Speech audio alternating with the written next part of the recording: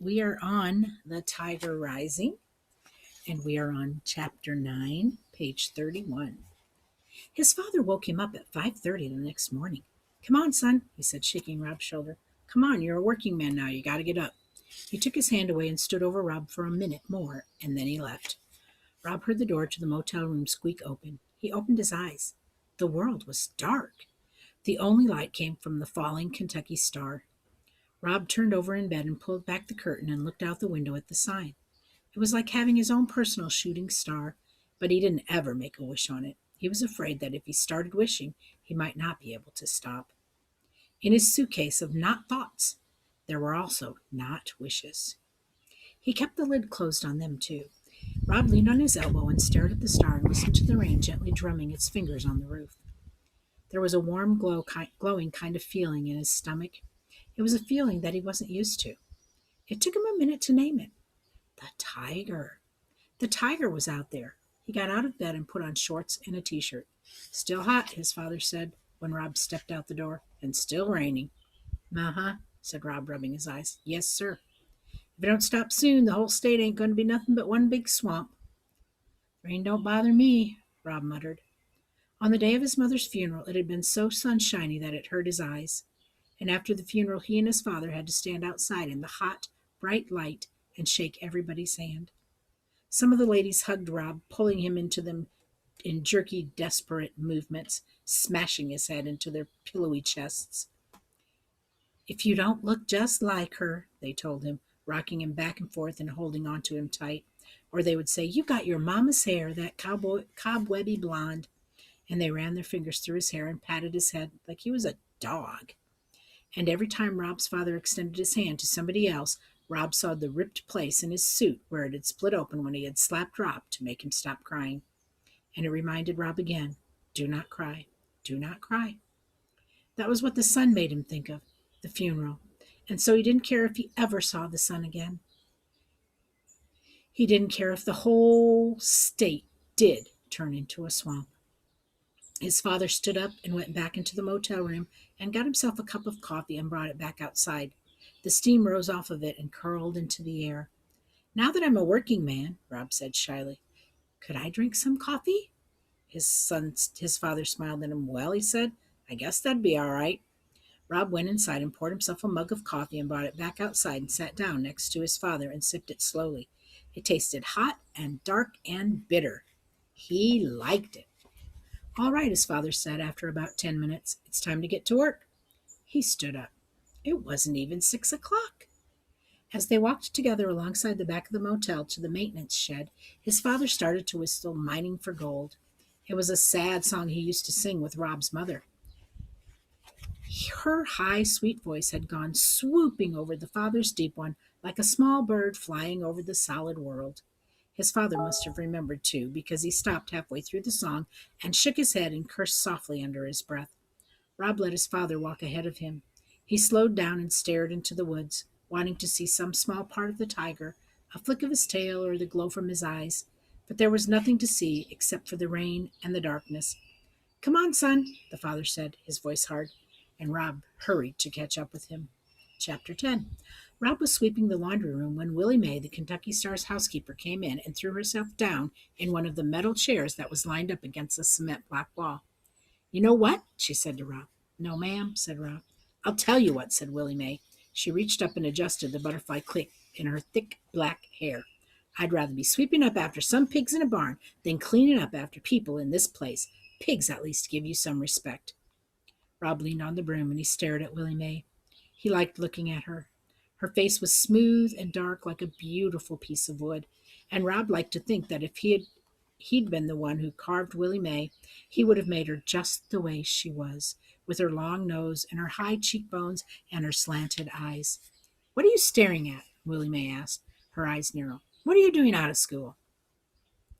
Rob shrugged. "I don't know," he said. "What do you mean you don't know?" Rob shrugged again. "Don't be moving your shoulders up and down in front of me acting like some skinny old bird trying to fly away. You want to end up cleaning motel rooms for a living?" Rob shook his head. "That's right. Ain't nobody want this job. I'm the only fool Beaucamp can pay to do it, and you got to stay in school," she said, "else you'll end up just like me." She shook her head and reached into her pocket for her dress and pulled out a single cigarette and 2 sticks of 8-ball licorice gum. She put one piece of gum in her mouth, handed the other one to Rob, lit her cigarette, and leaned back in her chair and closed her eyes. Now, she said, the scent of smoke and licorice slowly filling the room, go on and tell me why you ain't in school. On account of my legs being all broke out, said Rob. Willie Mae opened her eyes and looked over the top of her glasses at Rob's legs. She said after a moment. How long you had that? About 6 months, said Rob.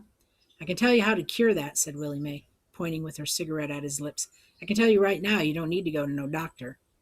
Huh? Said Rob, and he stopped chewing his gum and held his breath. What if Willie Mae healed him and then he had to go back to school? Sadness, said Willie Mae, closing her eyes and nodding her head. You keep all that sadness down low in your legs. You're not letting it get up to your heart where it belongs. You got to let that sadness rise on up, out. Oh, said Rob, and he let his breath out. He was relieved. Willie Mae was wrong. She couldn't cure him. The principal thinks it's contagious, he said. Man ain't got no sense, Willie Mae said. He's got lots of certificates, Rob offered. They're all framed and hung up on his wall. I bet he ain't got no certificate for sense, though, said Willie Mae darkly. She rose up out of the chair and stretched. I got to clean some rooms. She said, You ain't going to forget what I told you about them legs, are you? No, ma'am, said Rob. What'd I tell you then? She said, towering over him. Willie Mae was tall, the tallest person Rob had ever seen. To let the sadness rise, Rob said. He repeated the words as if they were part of a poem, and he gave them a certain rhyme, the way Willie Mae had said them when she said them. That's right, said Willie Mae. You got to let the sadness rise on up. She left the room in a swirl of licorice and smoke. After she was gone, Rob wished that he had told her about the tiger. He felt a sudden desperate need to tell somebody who wouldn't doubt him, somebody who was capable of believing in tigers. That afternoon, Rob was out in front of the Kentucky Star, weeding between the cracks in the sidewalk when the school bus rumbled up. Hey, he heard Norton Themonger yell. Rob didn't look up. He concentrated on the weeds. Hey, disease boy, Norton shouted. We know what you got. It's called leprosy. Yeah, Billy shouted. Leprosy. All your body parts are going to fall off. They're going to rot off, Norton yelled. Yeah, Billy screamed. That's what I mean, rot. They're going to rot off. Rob stared at the sidewalk and imagined the tiger eating Norton and Billy Themonger and then spitting out their bones. Hey, Norton shouted. Here comes your girlfriend, disease boy. The bus coughed and sputtered and finally roared away. Rob looked up. Sistine was walking towards him. She was wearing a lime green dress.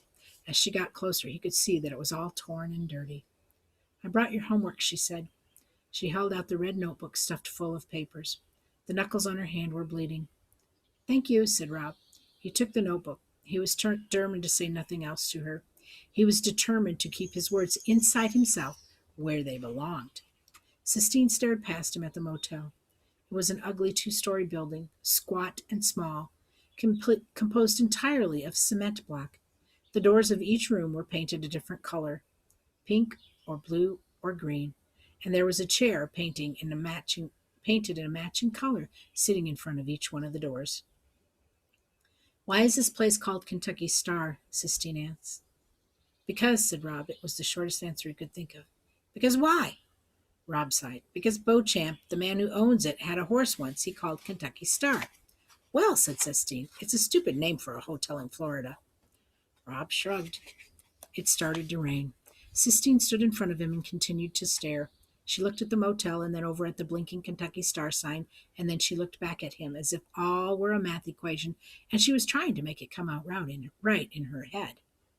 The rain made her hair stick to her scalp. It made her dress droopy. Rob looked at her small, pinched face and her bleeding knuckles and her dark eyes, and he felt something inside of him open up. It was the same way he felt when he picked up a piece of wood and started working on it, not knowing what it would be, and then watching it turn into something he recognized. And he took a breath. He opened his mouth and let the words fall out. I know where there's a tiger. Sistine stood in the drizzly rain and stared at him, her eyes black and fierce. She didn't say a real one. She didn't say, are you crazy? She didn't say, you're a big old liar. She said one word, where?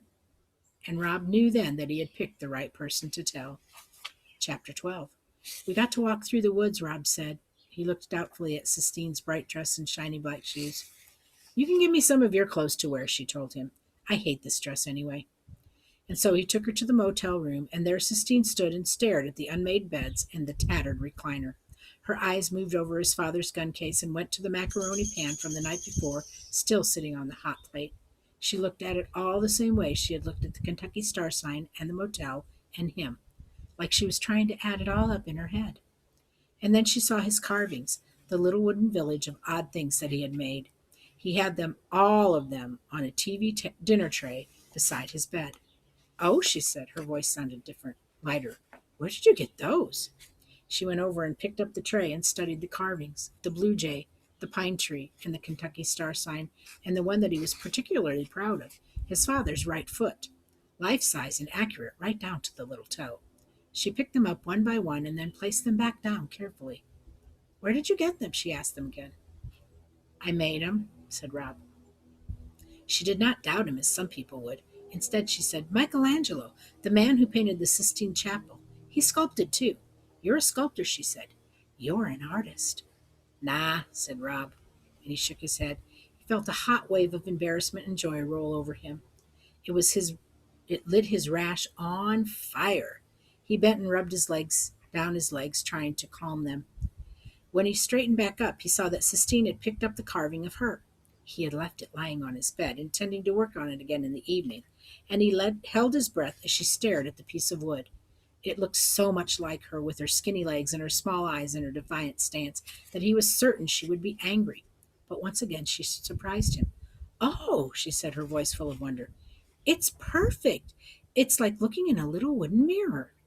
She stared at a minute more, and then carefully laid it back on his bed. Give me some clothes, she said, and we'll go see the tiger. He gave her a pair of pants and a t-shirt and left the room and went outside to wait for her. It was still raining, but not hard. He looked at the falling Kentucky Star. He thought for a moment about one of the not wishes he had buried deepest, a friend. He stared at the star and felt the hope and the need and the fear course through him in a hot neon arc, and he shook his head. Nah, he said to the Kentucky Star. Nah. And then he sighed and struck his legs out into the rain, hoping to cool them off, hoping to get some small amount of relief. And that's the end of chapter 12.